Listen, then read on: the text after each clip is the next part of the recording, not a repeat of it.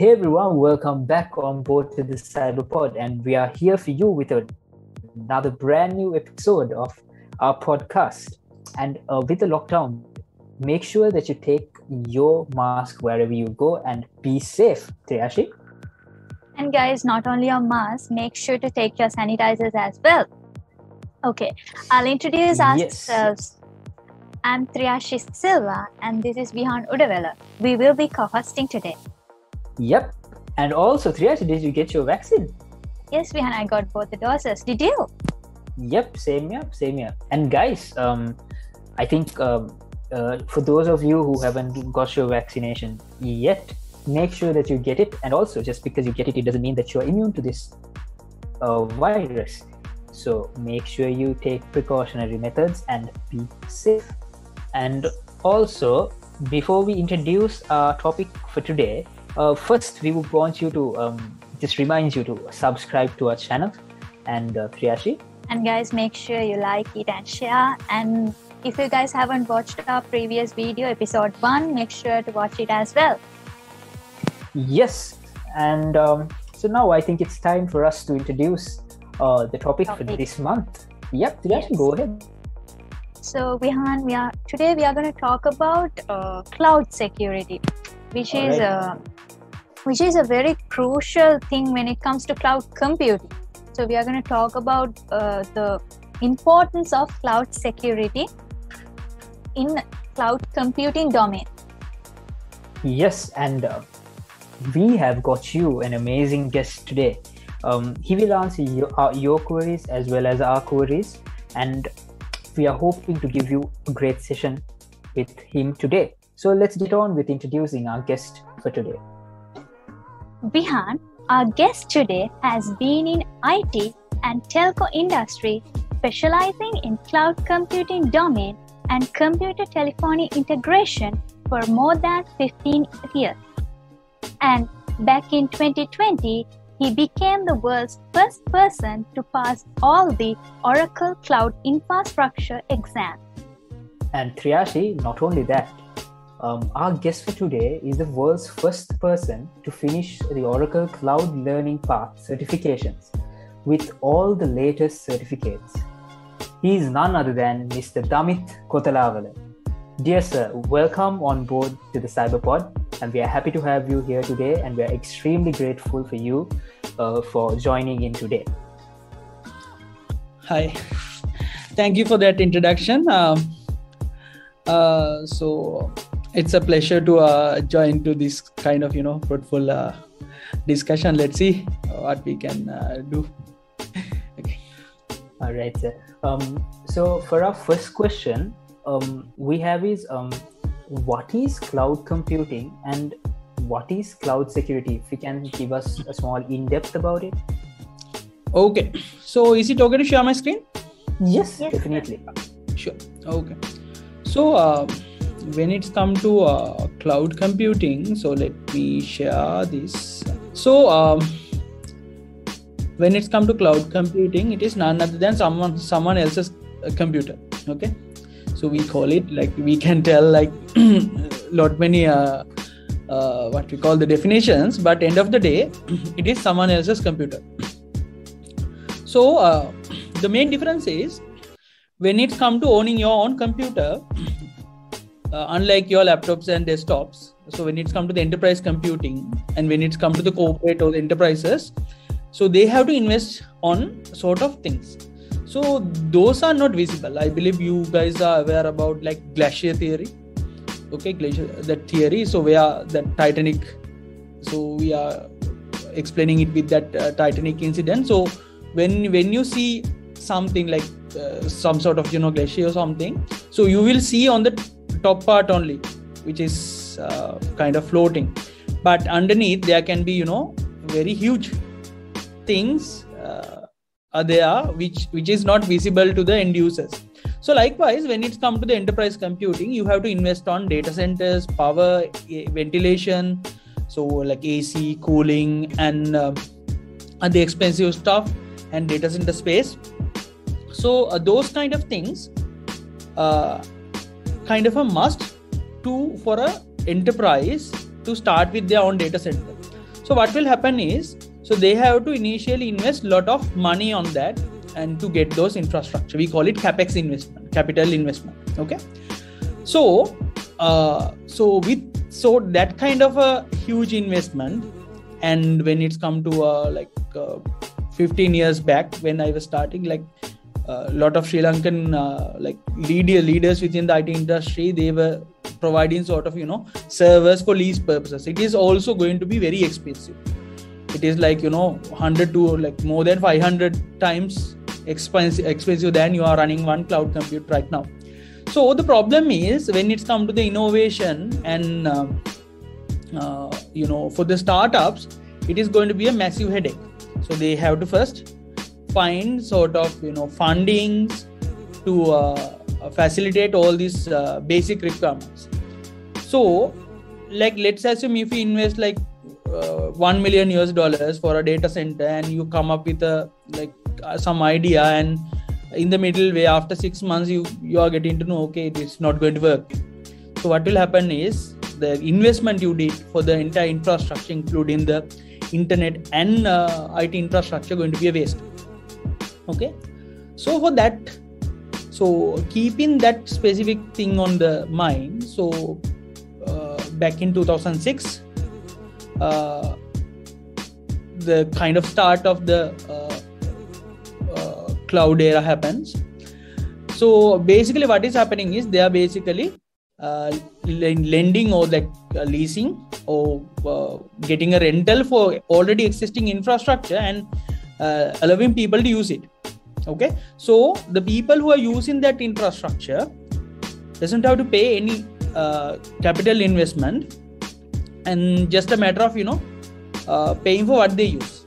Okay, so what will happen is, if you have an idea, for example, let's assume Vihan is having an idea of coming up with a nice AI bot, okay, to help with your fellow students to answer sort of random questions, and you have within the Slate you have all these past papers and all. You scan all these things and you feed into a image recognition program, and whenever you ask that question, usually the answer comes in, so sort of thing you can try to do. So now at this instant, it's going to be an idea. So thanks to cloud computing, now you can start building it from within next minute. Also, you sign up for a cloud account, you do it, and whenever it's come to the feasibility, the real testing, and whenever your fellow students says, okay, it's not going to work, it sucks and all, so you can basically stop it, and that's it. You don't have to pay for the entire month or entire year, and you don't have to pay millions of dollars. That's it. So we call it fail fast. Okay, so that kind of things, that kind of possibilities came. So we call it OPEX, operational expenses. So now the companies, the main benefit is, with the cloud computing, you convert your capital expenditure into the operational expenditure. So whenever you are thinking, okay, my business is not going well, so you basically cut down your cloud cost, or you do sort of cost optimization. That's it. Even you can close it. You start a company, you run it for couple of months, and you close it. That's it. Okay. So that kind of things came. So that is the main advantage which came to the investors and for the enterprises with the cloud technology. Okay. So I just give you sort of background why this is so popular, and now it has become a subject for your undergraduate programs as well. Okay, so when it's come to the technical side, okay, so unlike having your own infrastructure, so it provide three sort of services. So first one is the infrastructure. So it could be compute, block storage, networks, and etc. So that is, we call it infrastructure as a service. Okay, where you provide only the core things. We call it the building blocks. So if you have these building blocks, the innovation is seamless. You can build anything you want. Okay. So then the second one is, on top of the infrastructure, now the cloud provider must be providing the IaaS, infrastructure as a service, at the start. Then they develop some internal tools and all, and they are now providing object storage, identity, runtime, queues, and databases. Okay, so when it's come to the platform, we call it like platform as a service, PaaS. So it is like semi-managed. Okay, so where they provide the software and you have to put some configuration and you have to configure. It is like, having a database running on the cloud provider and etc. It comes as PaaS. So third one is the SaaS, software as a service. It's going to be a fully managed one.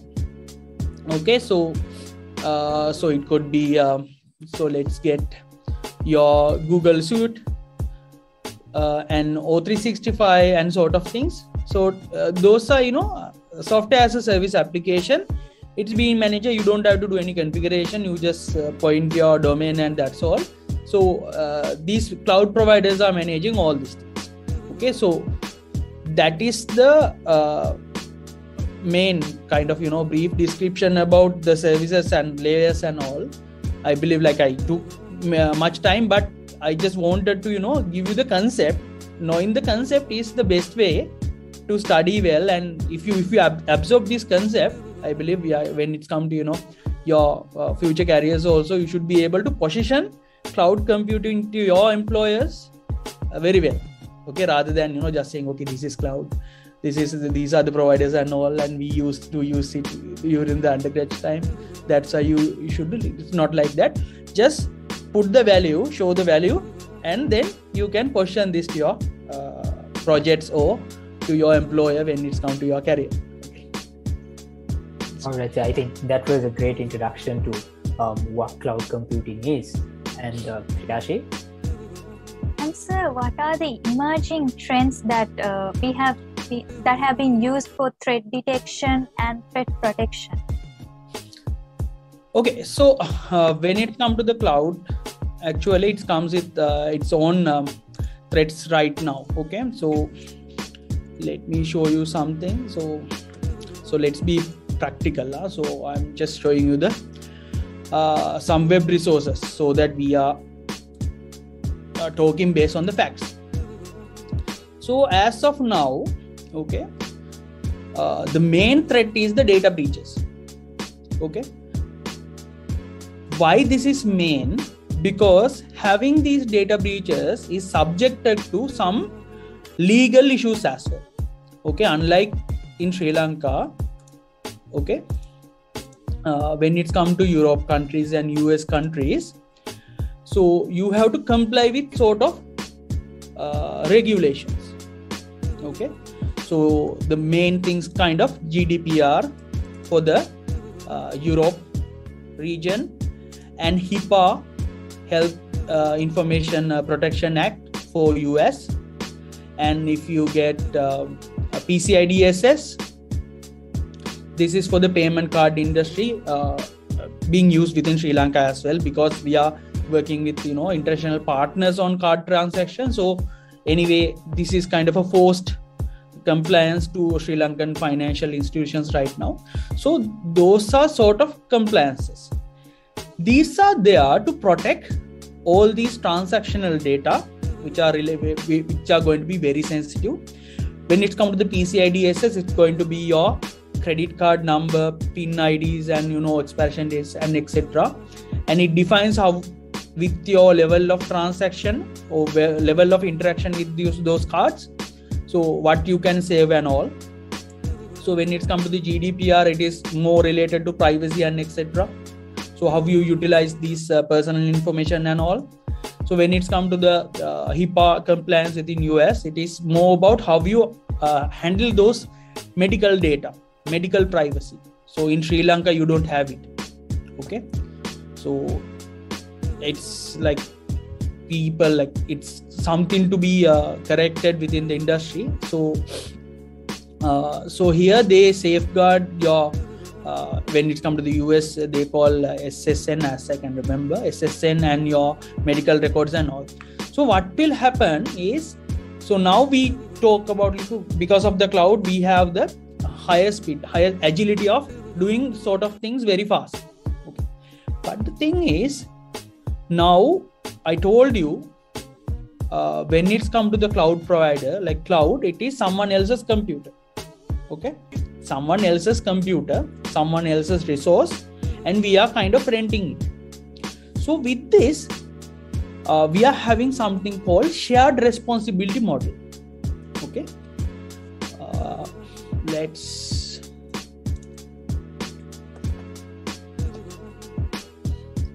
a shared responsibility model. So it is being firstly introduced by AWS. So I will be using that to explain this. So it has clear boundaries of how these responsibilities being, distributed. For example, when it's come to the hardware level and the computer's firmware level. Okay, so it is the cloud provider's responsibility. Okay, let me zoom this in a bit.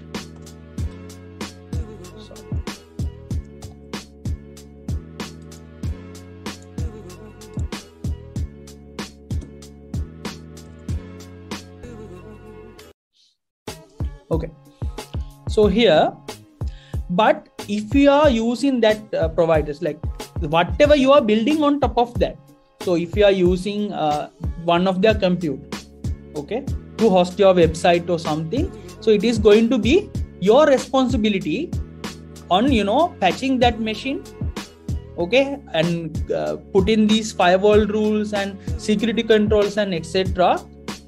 to that specific cloud service.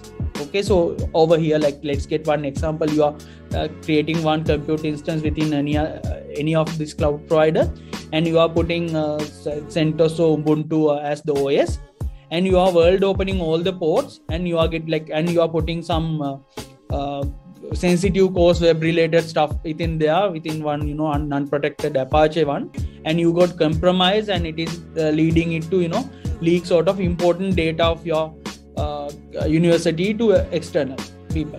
So at this moment, if something like that happens, so now based on this metrics, who is having the responsibility. So as you know, so it is going to be the responsibility of the customer, because it is done related to this provider. So having non-controlled security configuration and failing to have the encryption and all, so there are sort of technology not being able to do it correctly can lead to data breaches. Okay, so that is causing $1 billion kind of losses to the companies. So if you get I had one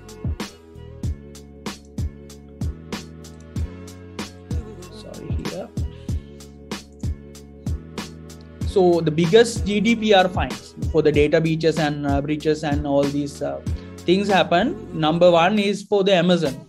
So the reason still not been disclosed.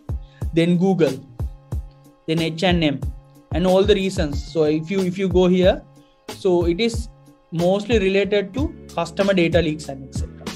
So that's why it is being on the first of the list.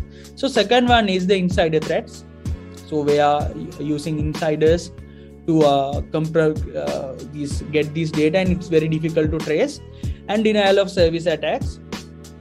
So as you know, like sometimes some popular websites kind of disappearing from the internet for some longer period of time, and you are having sort of issues on accessing those things. So for example, like when we were doing our A-levels, when it's come to the results releasing time, so we cannot reach this donuts.lk because that massive request amount is acting like a distributor of denial of service. Okay, so if someone is doing like coordinated denial of service, that can impact on that as well.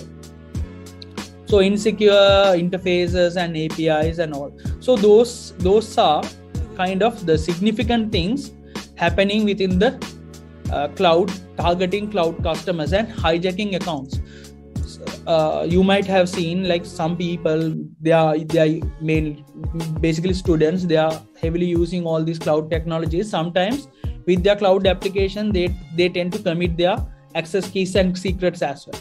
Okay, so when like there are good people and bad people within the internet, so what they do is they basically keep pinging all these GitHub sites and all, and they check for all these new commits with the secret keys and those sort of API keys. Whenever they found something, they basically get that keys and hijack the account. So those are also happening within this cloud computing industry right now. So those are kind of, you know, major threats we are getting these days. Okay, back to you. Yes, I think our listeners will also have a great understanding after listening to this podcast, actually. And also, for the third question, what we have is now, as you said, there are a lot of threats when using the cloud. And as individuals and as students who are actually following a degree in cybersecurity, what kinds of safety measures that, you know, we could take in order to be safe in this concept of cloud security? Okay, so it is not so. I believe like you are doing this cyber security specialist degree, specialization degree, isn't it? Yes. Okay, so it is not very individual perspective when it's come to the cloud security. It's more into, you know, enterprise or like organizational perspective. So as an individual, if you are so when it's come to any cloud providers, they basically provide you the white papers, secure implementations. Okay, so if you are doing for something like among the people over here right now, someone can decide, okay, I'm going to be one cybersecurity entrepreneur. Okay, so I'm going to create one site and so on. So whenever you are trying to host something within cloud, one of any popular cloud provider, make sure to go through proper white papers, security recommendation. So modern cloud providers, all these leading cloud providers on the Gartner chart, they are providing pre-built softwares, pre-built security assessment softwares to identify the threats. Okay, when it's come to like, you know, weak configuration, it will alert you. So some people, some organizations even, they don't care those things. Okay, so the main thing is you have to start planning your whatever the rollout on the application. It could be application, it could be sort of virtual network and etc. You have to use proper and, you know, those defined best practices that could save yourself, and that could save your organization as well. Okay, so those are the things. For example, like as you can see on this slide, people are investing heavily on those products to protect themselves, but I haven't seen like people are investing a lot of money on, you know, complying with the best security practices. So if they do it right, from the design, security embedded to the design, I don't think you will need to do all these things. You can have one unified thing and you can get it done. Very true, sir. Very true.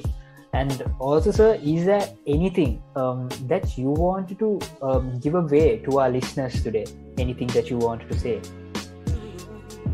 Yeah. So it's like this. So when it's come to the cyber security perspective, so if whenever you are like these days, your generation people, like they don't wait. They usually don't wait until they are someone like to get a job. Okay, they usually go and start their own thing right now. So that is the trend I have seen. within your generation. Okay, so whenever you are trying to establish your business, or if you are going to work for a startup or something, so what I recommend is, like, whenever you are building some application or something, build that, okay, thinking on the security first. Okay, so when it's come to the large audience, when it's come to the software development industry, so whenever you are doing one application, make sure you have the your unit test coverage, and you are doing your code scanning for vulnerability assessments and etc. Code scanning should be a must. Okay, so when it's come to a very small startup, they might not have big money to invest on the sort of enterprise tools, but they should be able to use sort of free tools to assess those code quality, like SonarQube and etc., to trigger all these malfunction code and code qualities and etc. before pushing it to the production. And try to implement CI/CD pipelines and security canons. So we can call it like SecOps. Okay, so you can ensure you are sending something not vulnerable for known threats. There is nothing called you can protect your application for 100% threats.